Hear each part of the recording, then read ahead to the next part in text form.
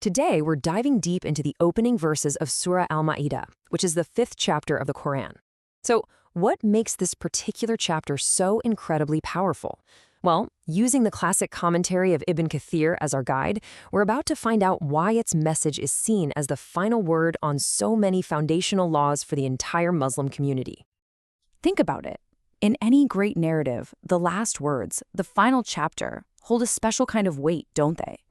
So after more than 2 decades of divine messages being revealed, what were the final words?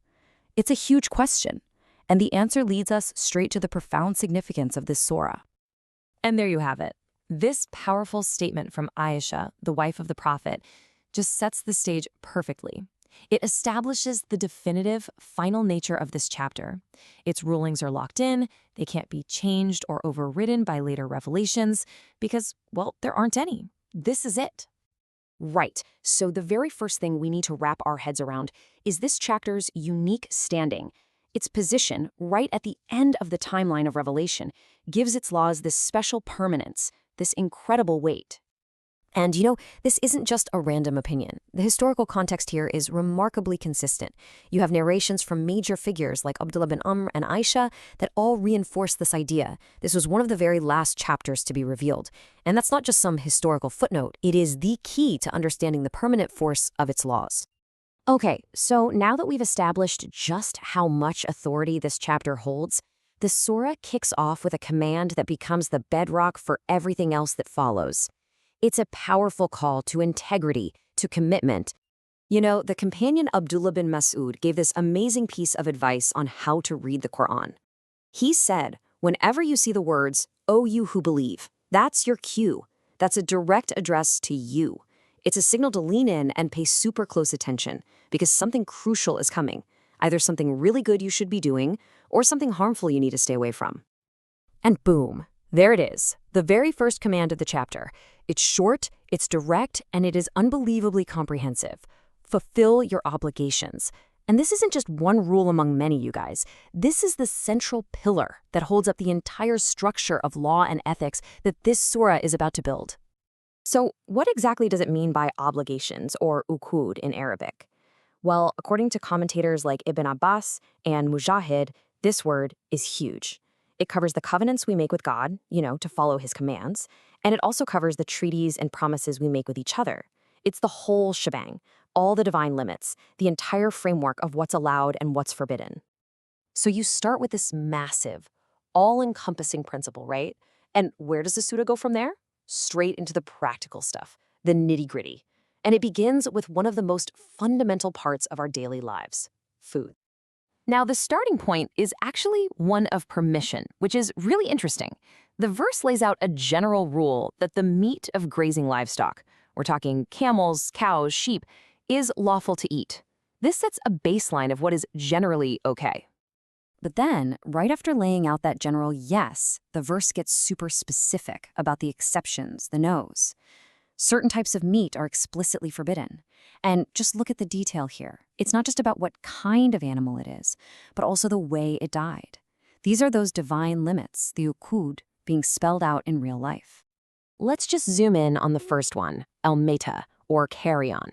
Ibn Kathir explains this means any animal that dies on its own, a natural death, before it can be properly and ritually slaughtered. And the wisdom behind this is pretty amazing. It's both spiritual and, well, practical.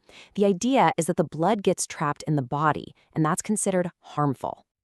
And get this, the guidance is so detailed, it even has exceptions to the exceptions.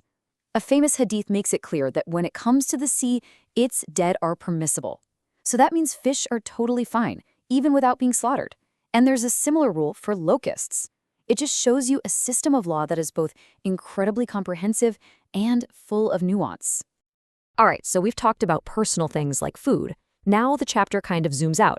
It goes from the individual to the community, from personal piety to our shared responsibilities.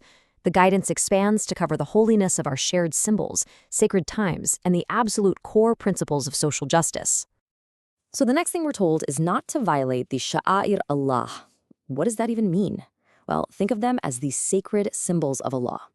Commentators like Mujahid explain this is all about the sacred rites of the Hajj, the pilgrimage. It includes specific places, like the hills of As-Safa and Al-Marwa, and also practices like offering sacrificial animals. These aren't just motions to go through, they're symbols that demand our respect.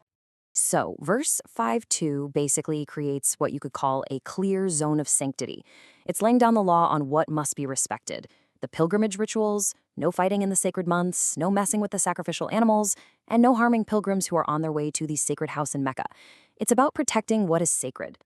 And this all leads to what is really the ethical heart of the chapter. The verse commands us to cooperate in al-bir, which means righteousness, and at-taqwa, or piety. But at the same time, it explicitly forbids helping each other in sin and transgression. It's such a clear, powerful, and simple principle for building a just society. Okay, take a breath, because now we're arriving at the absolute climax of these opening verses. After laying down all these foundational laws about our promises, our food, and our social ethics, the chapter delivers one of the most significant and powerful statements in the entire Quran. But to really feel the weight of what's coming next, you need the context. This part of the verse is speaking to a moment of triumph, of security for the early Muslim community.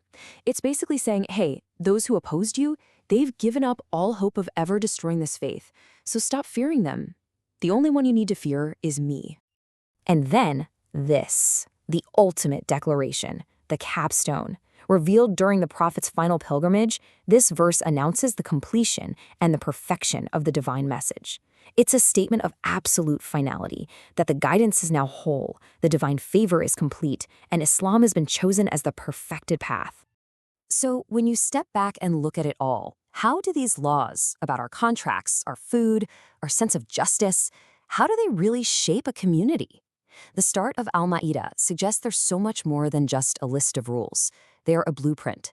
They show us how fulfilling our promises, being mindful of what we consume, and respecting sacred things all weave together to form the very identity of a community, defining its most important covenant of all, its covenant with God.